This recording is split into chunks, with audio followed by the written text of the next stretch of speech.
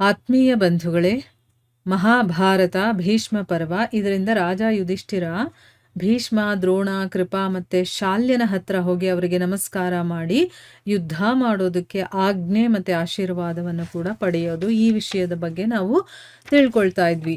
ಓದ ಭಾಗದಲ್ಲಿ ಭೀಷ್ಮರು ಯುಧಿಷ್ಠಿರನಿಗೆ ಹೇಳ್ತಾರೆ, ನೀನು ಈ ಸಮಯದಲ್ಲಿ ಏನಾದರೂ ನನ್ನ ಹತ್ರ ಬಂದು ಪರ್ಮಿಷನ್ ಏನಾದರೂ ಕೇಳಲಿಲ್ಲ ಅಂತಂದಿದ್ರೆ ನಾನು ಶಾಪ ಕೊಡ್ತಾ ಇದ್ದೆ. ಆದರೆ ನೀನು ಬಂದು ಕೇಳ್ತಾ ಇದೆಯಲ್ವಾ, ನಿನಗೆ ನಿಜವಾಗಲೂ ಜಯವಾಗುತ್ತೆ, ಮತ್ತು ನೀನೇ ಯುದ್ಧದಲ್ಲಿ ಗೆಲ್ತೀಯ, ಮತ್ತು ಯುದ್ಧದಲ್ಲಿ ನಿನ್ನ ಇನ್ನೂ ಬೇಕಾದಷ್ಟು ಇಚ್ಛೆಗಳಿದೆಯಲ್ಲ ಅದೆಲ್ಲ ಪೂರ್ಣ ಆಗುತ್ತೆ. ಇಷ್ಟೇ ಅಲ್ಲದೆ ನೀನು ಇನ್ನೇನಾದರೂ ವರ ಕೇಳಬೇಕಂದ್ರೆ ಕೇಳು, ಆದರೆ ಕೌರವರ ಪಕ್ಷದಲ್ಲಿ ಮಾತ್ರನೇ ನಾನು ಯುದ್ಧ ಮಾಡೋದಕ್ಕಾಗೋದು. ಅದು ಒಂದನ್ನು ಅಂದರೆ ನನ್ನ ಕಡೆ ಬಂದು ಯುದ್ಧ ಮಾಡಿ ಅಂತ ಕೇಳೋದನ್ನು ಬಿಟ್ಟು ಬೇರೆ ಇನ್ನೇನಾದರೂ ಇದ್ದರೆ ನೀನು ಕೇಳ್ಕೋ ಅಂತಂದ್ಬಿಟ್ಟು ಅವ್ರು ಹೇಳ್ತಾರೆ.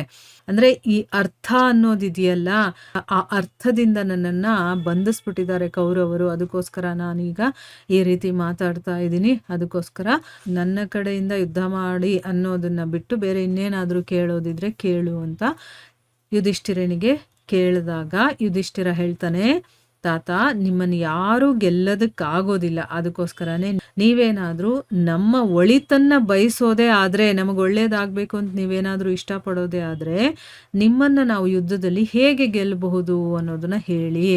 ಯಾಕೆ ಅಂತಂದರೆ ಅವರು ಇಚ್ಛಾಮರಣಿಗಳಲ್ವ, ಅವ್ರನ್ನ ಯಾರೂ ಕೊಲ್ಲೋದಕ್ಕೆ ಸಾಧ್ಯ ಇಲ್ಲ. ಸೊ ಈಗ ಅವರು ಕೌರವರ ಕಡೆ ಇದ್ದಾರೆ ಅಂತಂದಮೇಲೆ ಅವ್ರಿಗೆ ಆ ಧೈರ್ಯ ಇರುತ್ತೆ, ಇವ್ರಿಗೇನು ಮಾಡೋಕ್ಕಾಗಲ್ಲ ಅಂತಂದ್ಬಿಟ್ಟು. ಅದಕ್ಕೆ ನಿಮ್ಮನ್ನು ಗೆಲ್ಲೋದಕ್ಕೆ ಯಾರಿಂದನೂ ಸಾಧ್ಯ ಇಲ್ಲ ಅಂದಮೇಲೆ ನಿಮ್ಮನ್ನು ನಾವು ಯುದ್ಧದಲ್ಲಿ ಹೇಗೆ ಗೆಲ್ಲಬಹುದು ಅಂತ ಅವರನ್ನೇ ಕೇಳ್ತಾ ಇದ್ದಾನೆ.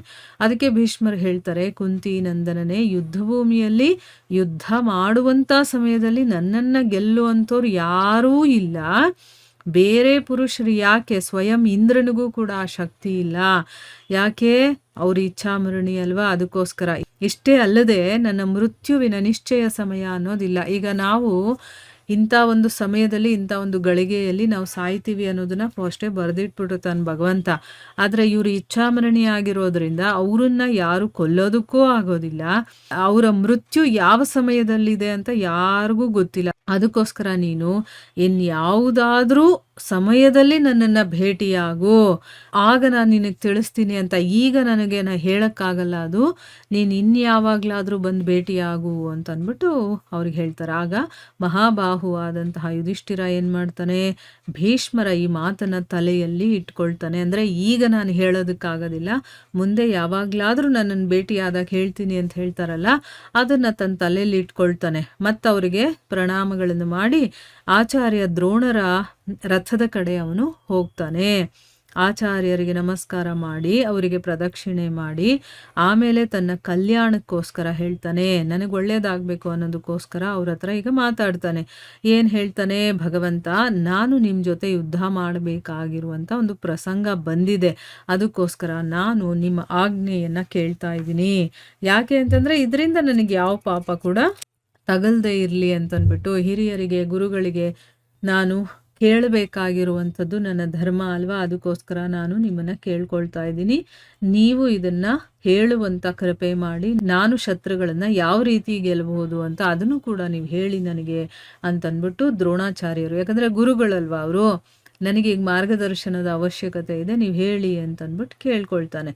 ಆಗ ದ್ರೋಣಾಚಾರ್ಯರು ಹೇಳ್ತಾರೆ, ರಾಜನೇ, ನೀನೇನಾದರೂ ಯುದ್ಧದ ನಿರ್ಧಾರವನ್ನು ಮಾಡಿ ನನ್ನ ಹತ್ರ ಬರದೇ ಇದ್ದಿದ್ರೆ ನಾನು ನಿನ್ನ ಪರಾಜಯಕ್ಕಾಗಿ ಶಾಪ ಕೊಡ್ತಾ ಇದ್ದೆ, ನೀನು ಸೋಲ್ಬೇಕು ಅಂತ ಶಾಪ ಕೊಡ್ತಾ ಇದ್ದೆ.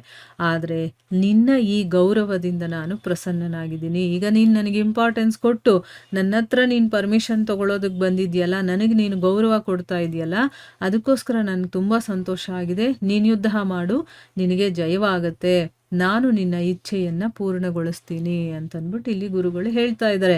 ಆಮೇಲೆ ನಿನಗೆ ಯಾವುದರ ಬಗ್ಗೆ ಆದರೂ ಬಯಕೆ ಇದ್ದರೆ ಅಥವಾ ನನ್ನಿಂದ ಏನಾದರೂ ಬಯಸ್ತಾ ಇದ್ದರೆ ಅದನ್ನು ಹೇಳು. ಈ ಪರಿಸ್ಥಿತಿಯಲ್ಲಿ ನಿನ್ನ ಕಡೆಯಿಂದ ಯುದ್ಧ ಮಾಡೋದನ್ನು ಬಿಟ್ಟು ಬೇರೆ ಯಾವುದೇ ಇಚ್ಛೆ ಇದ್ದರೂ ಕೂಡ ಅದನ್ನು ನೀನು ನನಗೆ ತಿಳಿಸು. ಇಲ್ಲಿ ನೋಡಿ, ಭೀಷ್ಮರು ಅದೇ ಮಾತು ಹೇಳಿದ್ರು, ಇಲ್ಲಿ ದ್ರೋಣಾಚಾರ್ಯರು ಕೂಡ ನಿನ್ನ ಕಡೆಯಿಂದ ನಾನು ಯುದ್ಧ ಮಾಡಬೇಕು ಅನ್ನೋದನ್ನು ಬಿಟ್ಟು ಬೇರೆ ಇನ್ನೇನಾದರೂ ಇದ್ದರೆ ಕೇಳು. ಯಾಕೆ ಅಂತಂದರೆ ಪುರುಷ ಅರ್ಥದ ದಾಸನಾಗಿದ್ದಾನೆ, ಅರ್ಥ ಯಾರ ದಾಸವೂ ಕೂಡ ಅಲ್ಲ. ಇದು ಸತ್ಯವಾದಂತಹ ಮಾತು. ಮತ್ತು ಈ ಅರ್ಥದಿಂದ ಕೌರವರು ನನ್ನನ್ನು ಕಟ್ ಹಾಕ್ಬಿಟ್ಟಿದ್ದಾರೆ. ಅದಕ್ಕೋಸ್ಕರನೇ ನಾನು ನಪುಂಸಕನ ಹಾಗೆ ನಿನಗೆ ಹೇಳ್ತಾ ಇದ್ದೀನಿ. ನೀನು ನಿನ್ನ ಕಡೆಯಿಂದ ಯುದ್ಧ ಮಾಡೋದನ್ನು ಬಿಟ್ಟು, ಅಂದರೆ ನಾನು ನಿನ್ನ ಕಡೆ ಬಂದು ಯುದ್ಧ ಮಾಡಬೇಕು ಅನ್ನೋ ಒಂದು ವಿಷಯವನ್ನು ಬಿಟ್ಟು ಬೇರೆ ಇನ್ನೇನಾದರೂ ನಿನಗಿಚ್ಛೆ ಇದ್ದರೆ ನಾನು ಮಾಡ್ತೀನಿ. ನಾನು ಯುದ್ಧವನ್ನು ಕೌರವರ ಕಡೆಯಿಂದ ಮಾಡಿದ್ರೂ ಕೂಡ ನಿನಗೇ ವಿಜಯವಾಗಲಿ ಅಂತಂದ್ಬಿಟ್ಟು ನಾನು ಬಯಸ್ತೀನಿ ಅಂತ ತಮ್ಮ ಇಚ್ಛೆಯನ್ನು ಕೂಡ ಅವರು ಹೇಳ್ತಾರೆ. ಅಂದರೆ ನಾನು ಕೌರವರ ಪಕ್ಷದಲ್ಲಿದ್ದರೂ ಕೂಡ ನಿನಗೇ ಜಯವಾಗಬೇಕು ಅಂತ ನನ್ನ ಮನಸ್ಸಿನ ಆಸೆ ಅನ್ನೋದನ್ನು ಕೂಡ ಅವರು ತಿಳಿಸ್ತಾರೆ. ಸೊ ಇಲ್ಲಿಗೆ ನಾವು ನಿಲ್ಲಿಸೋಣ. ಹರೇ ಕೃಷ್ಣ.